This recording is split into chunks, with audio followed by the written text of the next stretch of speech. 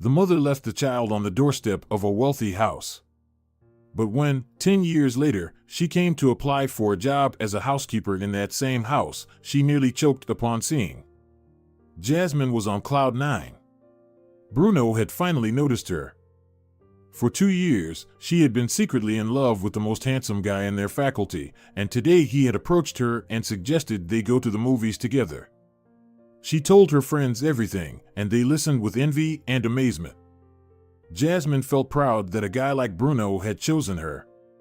He was tall and good-looking, and he also came from a very wealthy family. Jasmine's parents were not well off; they could barely afford to pay for her studies. "It would be great if you started dating Bruno," one of Jasmine's friends said. "He's a football player and has lots of cute friends. Maybe we'll get lucky too." Jasmine just nodded in response. In her mind, she was already thinking about what to wear that evening. After coming home from lectures, Jasmine immediately rushed to her wardrobe and began sorting through her clothes. Nothing seemed right. Jeans felt too simple for a date, and the sundress she had embroidered with sequins herself seemed too fancy. Finally, Jasmine noticed a short cherry-colored dress with puffed sleeves. She had always loved it and looked very cute in it. After thinking it over carefully, Jasmine decided to accessorize the dress with a gold tulip-shaped brooch and long, sparkly earrings. Pleased with her appearance, she pinned up her hair at the back of her head and put on sandals that matched the dress. Grabbing a small white clutch, she breezily left the house. Bruno was already waiting for her by the cinema. He brought her pink tulips wrapped in crinkling paper. Jasmine was delighted to see the flowers in his hands. She gladly inhaled their gentle fragrance. Bruno led her inside, and they chose a movie together. It was a funny romantic comedy, and they laughed heartily at the various amusing situations the main characters found themselves in. Afterward, Bruno walked Jasmine home. As they walked through the park, he took her hand and pulled her closer. Jasmine's heart raced when she felt Bruno's breath on her cheek. "I really like you," he said. "I like you too," Jasmine whispered in response. "Can I kiss you?" Bruno asked, and Jasmine nodded. Their kiss was long and passionate. Bruno ran his fingers through Jasmine's hair, and her hairpin fell to the ground. Melting in Bruno's warm embrace, Jasmine felt her knees trembling. "I don't want to let you go so soon," the guy whispered in her ear.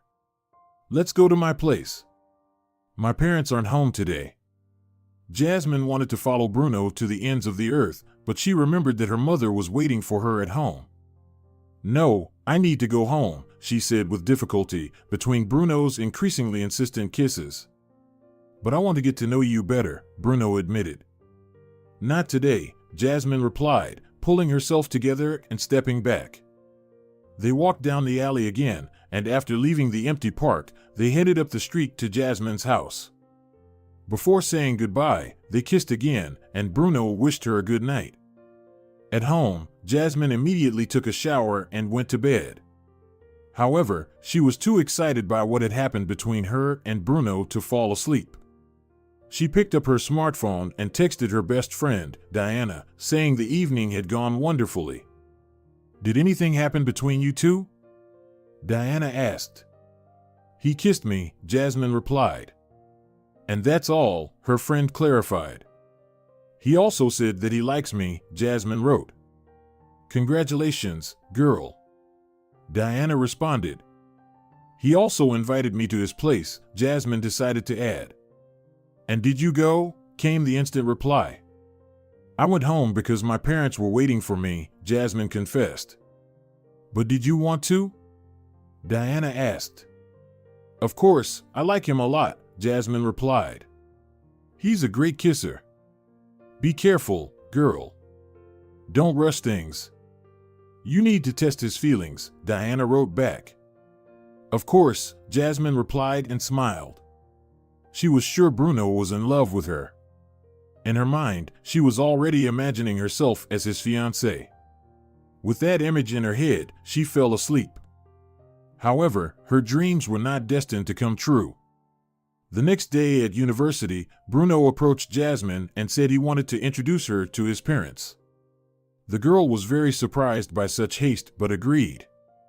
We have a country house with a pool that we go to every weekend. Would you like to come with us?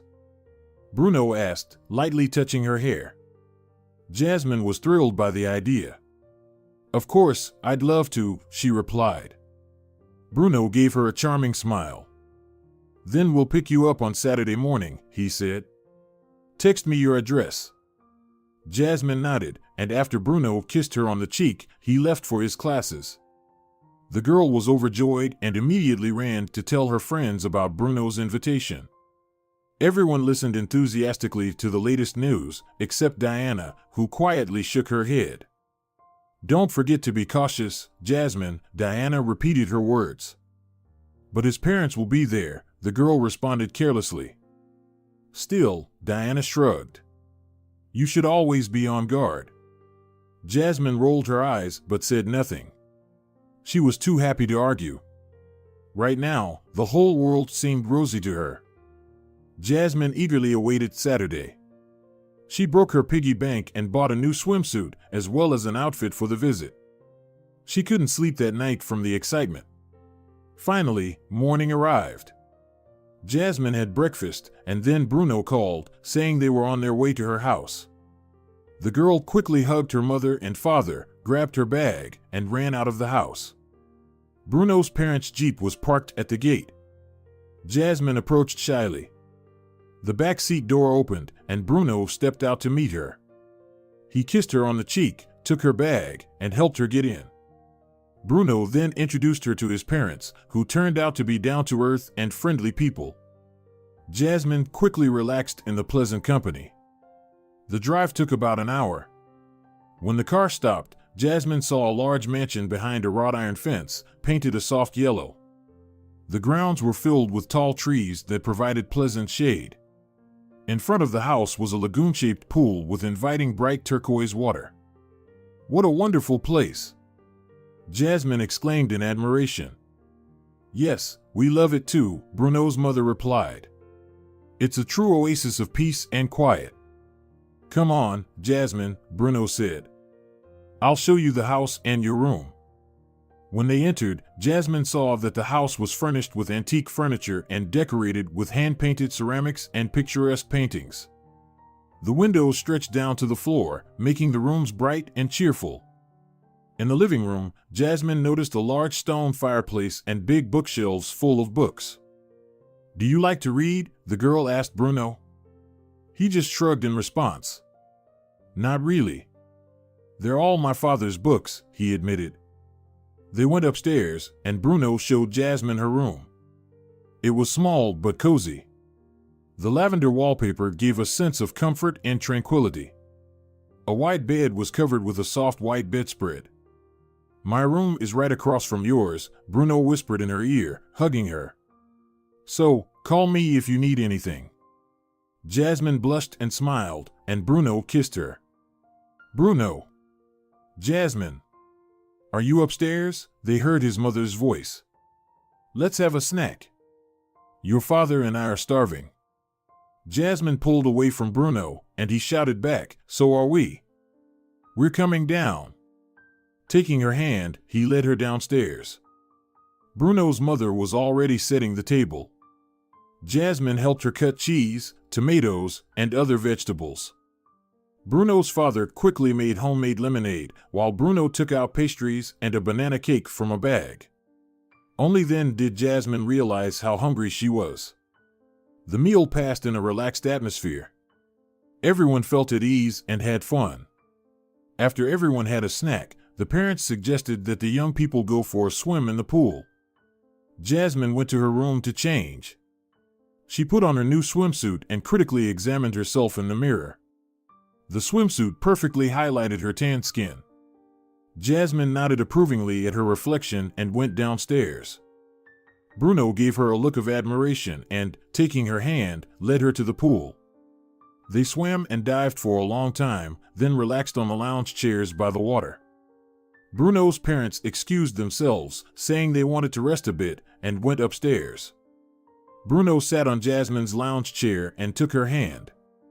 You're very beautiful, he said and kissed her. Jasmine felt dizzy, quickly pulled away from Bruno's embrace, and jumped into the water. "Oh, really?" Bruno playfully shouted and followed her. They played and splashed water at each other for a long time, then kissed again. Later, Jasmine suggested they prepare dinner for everyone, and Bruno happily agreed. They worked well together, and within an hour, the kitchen was filled with such mouth-watering aromas that Bruno's parents couldn't stay away for long. "Wow!" Bruno's mother smiled when she saw the set table. "Surprise!" the young couple exclaimed in unison. "I love surprises like these," Bruno's father said. Everyone laughed and eagerly dug into the food. Jasmine found herself thinking that she felt very comfortable with this family and the boy she liked. She once again imagined herself as Bruno's fiancée, and then as his wife. "I'll be very happy with him," she thought. As evening fell, everyone went out to the veranda, and Bruno's father brought out a guitar. It turned out that he played and sang quite well. Jasmine enjoyed listening to familiar songs in this new rendition, and she felt so cozy that she didn't want to think about the fact that it would all have to end someday. The evening flew by quickly, and night came. Bruno's parents wished the young people good night and went upstairs. Jasmine stood up. "I think I'll go to bed too," she said. "So soon?" Bruno raised his eyebrows in surprise. It was such an eventful day. "I'm full of impressions," she admitted. "But the night is just beginning," Bruno smiled, standing up and pulling her close. He kissed Jasmine, and their kiss seemed to last an eternity. "We could go for another swim," Bruno quietly suggested. "No, I'm very tired," the girl replied. Bruno nodded. "All right, I'll walk you upstairs." They went up the stairs, and Bruno kissed Jasmine at her room's door. "Good night," she whispered. Bruno nodded silently again, and his eyes glimmered suspiciously. Jasmine entered the room and closed the door behind her. She changed into a nightgown and lay down. The sheets were cool, and she closed her eyes with pleasure. She was thinking about the wonderful day she had had when there was a quiet knock at the door. Jasmine got up and opened it. Bruno was standing there. "Can I come in?" he whispered softly. Jasmine didn't know how to refuse him. Bruno entered the room and closed the door behind him. Then he approached her and kissed her passionately. "Keep me warm tonight, Jasmine," he whispered in her ear. Jasmine wanted to pull away, but Bruno kissed her more insistently and passionately. She could no longer resist him or her own desires. Bruno pushed her onto the bed and began undressing her. That night, the young couple didn't close their eyes until just before dawn. When Jasmine woke up, Bruno was already gone. She got up, feeling unsteady, and looked at herself in the mirror. She was still the same Jasmine, but something had changed in her. Bruno was the first boy she had spent the night with. Jasmine smiled and saw that her face was glowing with happiness. She got dressed and went downstairs. Bruno and his parents had already prepared breakfast. The second day went just as well as the first. They swam in the pool again, sunbathed, and sang songs with the guitar, and in the evening, they drove home. When the car arrived at Jasmine's house, Bruno helped her carry her bag and kissed her goodbye. "See you tomorrow," he whispered. The next day they met at the university, and Bruno took Jasmine's hand in front of everyone. They were now officially the couple. Jasmine was very happy. They went to movies and cafes, walked in the park, and on weekends went to the country house with Bruno's parents. Everything was wonderful, but one day Jasmine noticed that she was frequently nauseous in the mornings. Her overall condition was also not great. She constantly felt tired and sleepy. "What's wrong with me? Maybe I need more vitamins," she wondered. Some more time passed, and Jasmine realized that she hadn't had her period for a while. Panicking, she decided to buy a pregnancy test, and it came back positive. She was pregnant. Realizing this, Jasmine became frightened. She didn't know what to do and was very scared to tell her mother. Her mother knew that she was dating Bruno but had no idea they had been intimate. Jasmine was completely desperate and decided to confide in Diana. She had always been able to support her in difficult times. This time, Diana looked at her friend for a long moment without saying anything. Then she sighed and said that she had warned her. "But what should I do now, Diana?" Jasmine almost cried out. Diana hugged her and suggested that she tell Bruno everything. "He's the father of the child, and you both need to decide on this together," she said reasonably. "I'm so scared to tell him," Jasmine replied. "You'll have to," Diana said firmly. "And you'll see how he really feels about you." Jasmine nodded and took a deep breath. At their next meeting, she would definitely tell Bruno everything. The next day, Bruno invited Jasmine for a walk in the park. They sat on one of the secluded benches, and Bruno started kissing her. "Wait a minute," she said, pulling away. "What's wrong?" Bruno asked, puzzled. "I need to tell you something," Jasmine replied. "Then say it quickly," Bruno smiled. "Because I want to kiss you." Jasmine took a deep breath to gather her courage. "Bruno, You see." "What?" "Don't drag it out," he said impatiently, stroking her hair. "I'm pregnant," Jasmine whispered. Bruno's expression changed upon hearing this. "What?" he exclaimed in disbelief. "I'm expecting a child, Bruno." "Your child?" "This can't be happening," Bruno exclaimed. "But it is," Jasmine said. Bruno jumped up from the bench, ran his fingers through his hair, and shook his head, as if refusing to accept what he'd heard. "Are you serious?" he asked, looking Jasmine in the eyes. "Yes," she nodded. "But we're too young to have a child." "We're too young," Bruno exclaimed. "I know," Jasmine replied quietly. "You have to get an abortion," Bruno said firmly. Jasmine looked up at him, her eyes filled with tears. "But I don't want to kill our baby," she whispered in horror. Bruno sat down beside her and took her hand. "We need to finish our studies, get established. It's not the right time to have children. This will ruin our lives, don't you understand?" "I understand everything, Bruno," Jasmine said, tears streaming down her cheeks. "You don't love me." Bruno tried to calm her down. "It's not about that. I'm just thinking about our future." But Jasmine wasn't listening. She pulled her hand away and ran off. The next day, she tearfully told her parents everything. They were furious when they heard the news. "How could you do this?" her father shouted. "We spend our last money on your education, and you go around with boys and bring home a child." Jasmine burst into tears. Her mother stayed silent but looked at her disapprovingly. Her father asked who the father of the child was, but Jasmine just shook her head.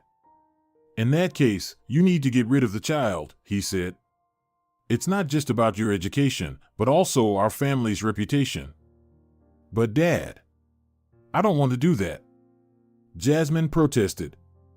"You'll have to," her father responded harshly. Jasmine cried and ran to her room. She lay down on the bed and closed her eyes. Images flashed before her. She was walking down the street with a stroller, then sitting on a park bench holding a baby.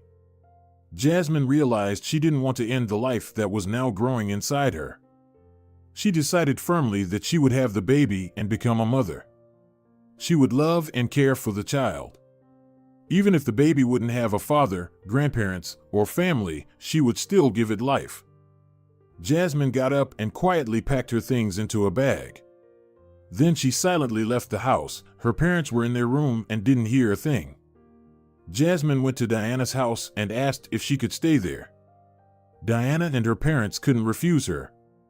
Diana's parents had a fairly large house, so they were able to give Jasmine a small room on the second floor. This arrangement suited her perfectly. She now had a roof over her head and could safely carry her child. Of course, Jasmine stopped going to university and didn't see Bruno. He didn't try to contact her either. Jasmine still hoped for a while that he would find out where she was living, have a change of heart, and come to her with a big bouquet of flowers, but that never happened. Instead, Jasmine found a part-time job writing articles for a blog about femininity and beauty. Her pregnancy progressed easily and calmly, and the 9 months passed quickly and unnoticed. When it was time to give birth, Jasmine went to the maternity hospital with Diana. Fortunately, the birth also went surprisingly smoothly, and she delivered a healthy and beautiful baby. She named her son Manuel and eagerly awaited being discharged so they could go home. Jasmine decided that now her parents would have no choice but to accept their grandchild. In the maternity hospital, Jasmine quickly learned everything she needed to know. She skillfully breastfed Manuel, changed his diapers, rocked him, sang lullabies, and repeatedly kissed the unusual heart-shaped birthmark on his belly. Jasmine felt perfectly at ease in her role as a mother. She had no regrets and didn't even think about contacting Bruno. When they were discharged, Jasmine took a taxi and went to her parents' house with her son. Her father and mother were at home. When they opened the door and saw Jasmine, they couldn't believe their eyes. Her mother reached out towards her daughter and grandson, but her father stopped her. "Let this tramp go back to where she came from," he said angrily. "I don't want to see her in my house." With those words, he slammed the door in front of Jasmine and her son. It took a moment for Jasmine to realize what had happened. Her own father had rejected her. In deep shock, she staggered down the street, clutching her baby tightly. She came to her senses only when she reached a park by a fountain and decided to call Diana. "My parents didn't accept me," she admitted bitterly. "Can I come back to stay with you?" Diana paused for a moment. "Jasmine, I don't want to upset you," she confessed. "But my father has been offered a job abroad, and we've sold the house. We're packing up right now. I'm sorry, my friend. Maybe you should turn to Bruno?" Jasmine nodded and silently hung up. She didn't know what to do. Call Bruno? After all, he was the child's father.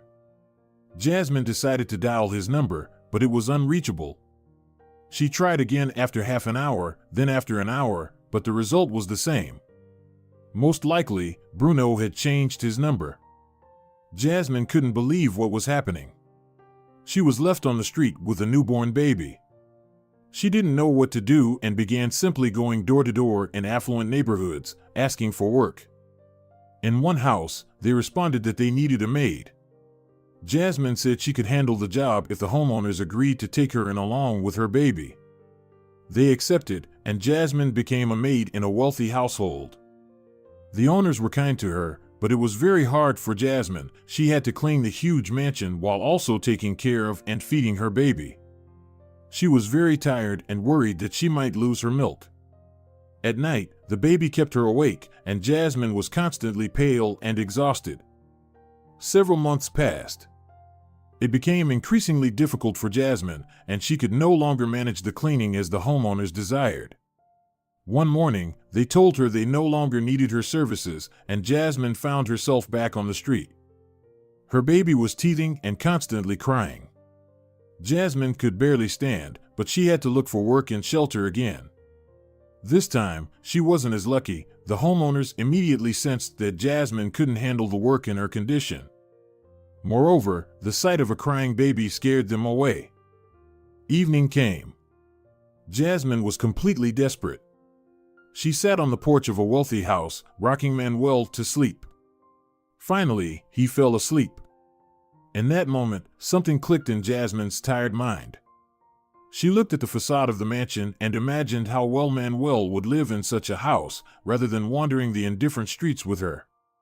These thoughts took hold of Jasmine's consciousness, and without fully realizing what she was doing, she placed the baby on the porch and walked away. Jasmine spent the night on a park bench. When she woke up, her first thought was to feed Manuel, but he wasn't there. She jumped up from the bench, and memories of the previous day washed over her like a wave. Could she really have left her child on the porch? Jasmine rushed back to the wealthy neighborhood but couldn't remember exactly where she had been sitting with Manuel. She knocked on every door, asking desperately if the homeowners had seen her baby. They only shook their heads and quickly closed the doors. Jasmine couldn't find Manuel. In tears, she returned to the park and collapsed onto the same bench, barely conscious. The next morning, she resumed her search, but it was all in vain. Someone called the police, and they took her to the station. There, she told her story, and they promised to help. That night, she stayed in a cheap hostel near the station. An old policeman who had questioned her took pity on her and paid for her stay. He also bought Jasmine dinner, and she was surprised to realize that she hadn't eaten in nearly 2 days. During the night, she woke up constantly from terrible nightmares, dreaming that something awful had happened to Manuel. Jasmine was utterly exhausted, and by morning, she had developed a high fever. Her roommates called an ambulance, and she was taken to the hospital. For a few days, Jasmine was in a daze, and when she came to, she started calling for Manuel. She tried to get up and go look for him, but the doctors wouldn't let her. Now, a nurse always stayed with her. Jasmine was discharged only 2 weeks later when she had fully recovered.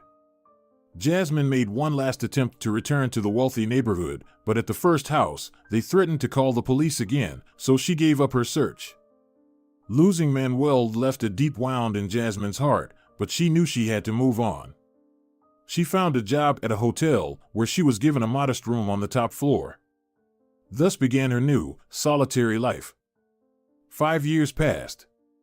Jasmine continued to work at the same hotel, which she had come to love. She enjoyed welcoming guests and showing them to their rooms, chatting with them, and listening to their impressions of their trip. She loved preparing breakfast for the guests and answering phone calls. Jasmine's life was very modest, but stable and predictable, which, after everything she had been through, seemed perfect to her.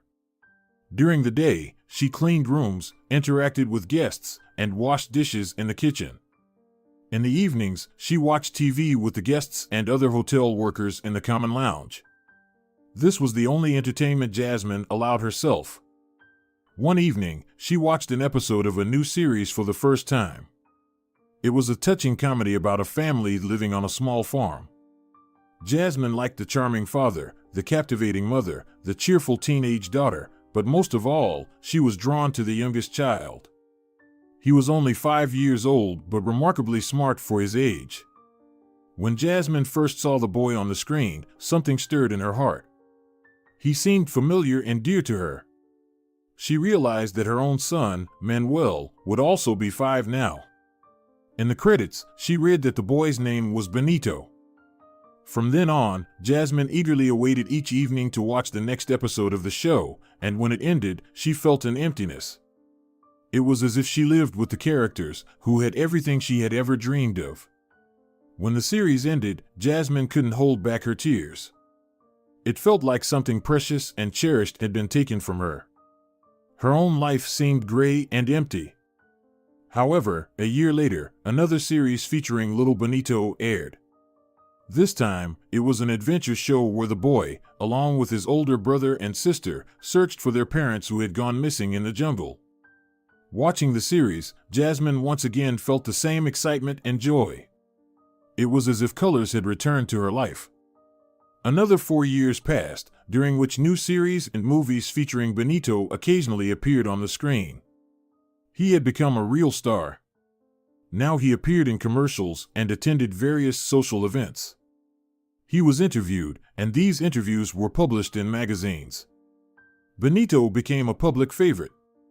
Without fully understanding why, Jasmine followed all the news related to the boy. Perhaps she was trying to fill the void that had formed in her when she lost her own son. One morning, as Jasmine was preparing breakfast for the guests, the hotel owner arrived. He waited until the guests had eaten and left for their day, then gathered all the hotel staff in the common lounge. "I'm terribly sorry, but I have some unfortunate news to share. I've decided to sell the hotel and start a new business. Unfortunately, you all will need to find new jobs." Hearing these words, Jasmine couldn't believe her ears. She had worked at the hotel for many years, and it felt like home to her. Now she was back on the street. The young woman barely held back her tears. Gathering her few belongings, she stepped outside and stood there, unsure of where to go.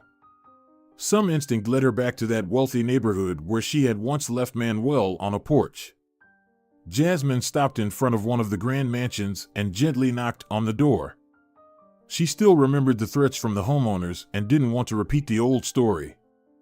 However, this time, she was met with a different reaction. Jasmine was now beautiful, well-groomed, and looked healthy and strong. She was wearing a modest yet elegant outfit, a white blouse and beige suit, along with low-heeled sandals. The butler who answered the door told her that they needed a housekeeper, and the young woman gladly agreed. The elderly man escorted her to the homeowner, who was working in his study at the time. He looked up and smiled at the young woman.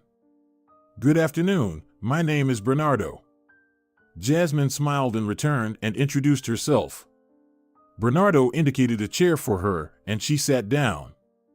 "Yes, I do need a new housekeeper. Senora Martinez, who had worked in my house for many years, has retired and moved to be with her grandchildren. I am looking for a replacement." Jasmine mentioned her work experience, noting that she had worked as a maid in one of the wealthy homes 10 years ago. "Well, you seem pleasant," Bernardo said openly. "I think I should hire you." Jasmine nodded gratefully. "Oh, I forgot to mention," the homeowner said hastily. "I have a son, and he is 10 years old." Hearing this number, Jasmine flinched but quickly composed herself. "Sometimes you will need to help him with his homework," Bernardo continued. "He is very busy, and he doesn't always have time for school." "Do you have an education?" Jasmine explained that she had attended university but had not completed it. "Yes, of course, I would be happy to help your son," she added. "He is currently at school and should return by 2 o'clock. The driver will bring him home. Please feed him and then make sure he sits down to do his homework." "All right, sir," Jasmine responded and left the homeowner's study. The butler showed her to her new room. It was small but bright and cozy. The room had everything she needed: a fairly wide bed, a spacious wardrobe, a mirror, and a desk. Jasmine liked the floral pattern on the lavender-colored walls. Similar wallpaper was in the room at Diana's house, and the young woman fondly remembered the happy moments of her pregnancy. With a sigh, she began to unpack her belongings. As it approached 2 o'clock, she went down to the kitchen and prepared sandwiches for the homeowner's son. Jasmine was eagerly anticipating meeting the boy. She was glad to be in a house with a child. Perhaps it would help her miss Manuel a little less. Finally, the front door opened, and Jasmine heard a child's voice cheerfully greeting the butler. The young woman hurried into the hall and froze in place. Standing before her was Benito, the very same little actor beloved by the entire country. "But it can't be," Jasmine thought to herself. Yet, it was true. "Hello," Benito said, looking at Jasmine with confusion. "Oh, hello." Jasmine quickly recovered. "I'm sorry, I didn't introduce myself. My name is Jasmine, and I'm the new housekeeper." "Nice to meet you," the boy said with a smile. "I'm Benito. But you might already know me." With these words, he gave Jasmine a sly look. "Yes, I must admit, I've seen the films you're in," Jasmine replied. The boy's eyes lit up. "And how did you like them?" he asked. "I love them," Jasmine admitted. "Oh, thank you," Benito said. "I worked very hard." Jasmine realized that there was no trace of arrogance or pride in the boy. He simply did what he enjoyed. "I've made you some sandwiches," Jasmine said. "They're on the table." "Wow. I love sandwiches. Senora Martinez wouldn't let me eat them. She always made me soup or risotto for lunch." Jasmine just smiled in response. "I can cook those dishes too." "Oh, I wish you could make chips," the boy laughed. Jasmine felt a pleasant sense of connection. She and Benito immediately hit it off. "I think we'll become good friends," she thought. Deep down, Jasmine felt mixed emotions: joy from interacting with the child and the lingering pain from losing her own son. Jasmine was right. She and Benito got along wonderfully. The young woman helped the boy with his homework, cooked for him, ironed his school shirts, and they even went for walks in the park together in the evenings. They talked about various topics and often shared their deepest secrets. The only thing Jasmine never told Benito was about the loss of her son. She didn't want to bring it up out loud. "I dream of having a dog," the boy confessed one day as they walked in the park. "Even a tiny puppy would do." "Does your dad not want to have pets?" Jasmine asked. Benito sighed in response. "He says that I'm never home. I'm either at school or filming. My dad thinks I won't have time for a dog, and it needs care and attention." Jasmine nodded. "Your dad is completely right. I think you can get a dog later. But I know how we can help. We can go to the shelter together and walk the local dogs that don't have owners. They really need someone's love." "That's a wonderful idea," Benito exclaimed. He was so excited that he was ready to run to the dog shelter immediately. Jasmine tried to temper his enthusiasm. "Wait, Benito.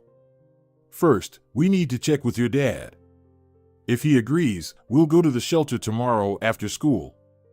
Benito agreed with Jasmine. "You're right. Let's go home and ask him." Mr. Bernardo had no objections. The next day, Jasmine and Benito went to the shelter and chose a pet to take for a walk in the park. It was a sweet dog named Hugo. Benito quickly bonded with Hugo, and the dog bonded with the boy. They walked together twice a week and had a great time. Benito had a dream of one day becoming Hugo's full-time owner. It seemed that Hugo dreamed of the same thing.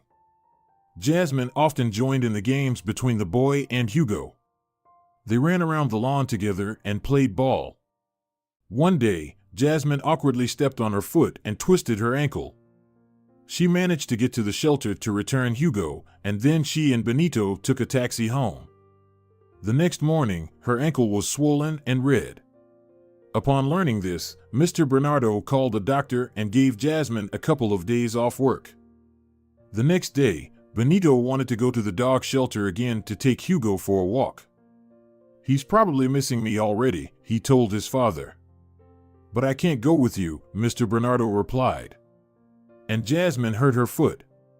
"You'll have to wait a couple of days until she's fully recovered." "But Dad..." "Don't you understand?" Benito pleaded. "Hugo will think I've abandoned him. I don't think anything serious will happen. He'll wait for you," his father tried to reassure him. But Benito insisted. He was very worried about Hugo. In the end, his father asked the butler to go with the boy. "Just keep a close eye on him, please," Mr. Bernardo said. As he spoke, he felt a sense of unease but dismissed it. The elderly man nodded, and he and Benito left the house. Hours passed, but they did not return. Jasmine, unaware that Benito had gone out with Hugo and the butler, felt an inexplicable sense of worry. She struggled to get out of bed and left her room. The house was quiet and deserted. Jasmine headed to Mr. Bernardo's office and found him there, working on the computer with reading glasses on. "Mr. Bernardo, I'm sorry to bother you," Jasmine began. "I just wanted to know where Benito is. Is he still at school?" "No," Bernardo shook his head. "He went out for a walk with Hugo and our butler. But the shelter is already closed," Jasmine exclaimed, glancing at the clock. Bernardo looked up from the screen. "Are you sure?" he asked. "Absolutely," replied the young woman, her anxiety growing. Bernardo jumped to his feet. "I'm going to look for them," he said. At that moment, they heard the sound of the door slamming shut from downstairs. Someone had entered the house. Bernardo and Jasmine, wincing in pain with each step, rushed downstairs. They saw the out-of-breath butler. He was alone. What happened? "Where is Benito?" Bernardo shouted in fear. "Disaster, sir," the elderly man said in short bursts. "He was playing with Hugo and ran into the street after a ball. A car hit him." Jasmine felt like she was about to faint. She swayed and only didn't fall because Bernardo managed to support her. "Where is the boy?" she whispered. "An ambulance took him away." "He's at the hospital," the butler replied. "We're going there right now," Bernardo said. They left the house and got into his car. Once out of the parking lot, Benito's father drove at maximum speed. Jasmine was terrified for them, but she was even more afraid for Benito. Finally, they reached the hospital, went inside, and the administrator directed them upstairs. They were stopped by a doctor outside the room where Benito was. "Are you the boy's parents?" he asked. "Yes," Bernardo nodded quickly. "I'm afraid I have some bad news. The boy is unconscious. He's in very critical condition." Jasmine gasped and started to cry. Bernardo remained composed. "Doctor, what are the chances?" "At the moment, we're doing everything we can to save the boy's life. All you can do is pray." Bernardo and Jasmine sat on a small couch and prepared to spend a long night there. The young woman continued to cry. She felt the boy's pain as if it were her own and was very afraid of losing him. "It's a good thing there's no press here," Bernardo said quietly. Jasmine didn't respond. She withdrew into herself, focusing on her own feelings. Suddenly, for some inexplicable reason, she felt a strong urge to go into the room and hold the boy's hand. She stood up and, without asking for permission, slipped inside. Bernardo could only watch her in surprise. The room was dimly lit, with various machines beeping.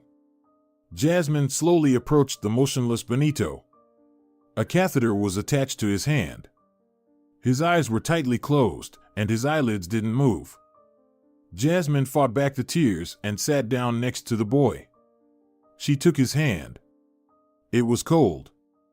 "Benito, hear me," Jasmine whispered. "You have to live."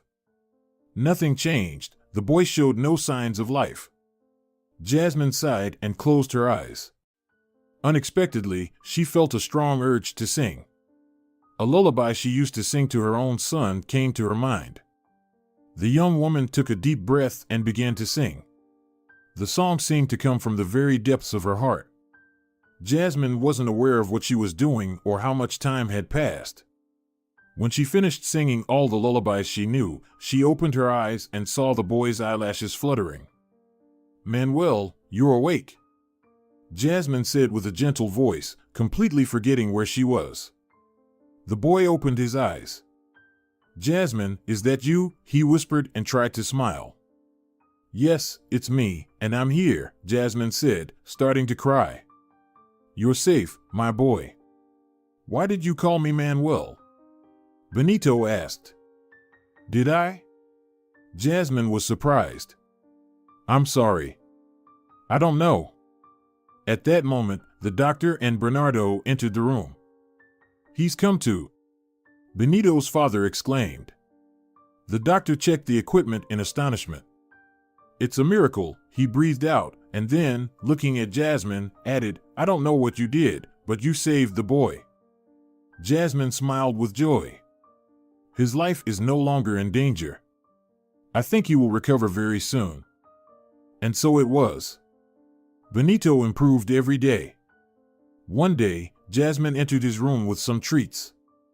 The boy was sitting in bed without a shirt. He greeted Jasmine happily. As the young woman started to unpack chocolates and fruits, her gaze fell on the boy's bare stomach. Jasmine couldn't believe her eyes. She recognized a birthmark in the shape of a heart. "It's Manuel," she realized, overwhelmed with happiness. "So, I found him after all." "What are you thinking about, Jasmine?" Benito asked, breaking off a piece of his favorite orange chocolate.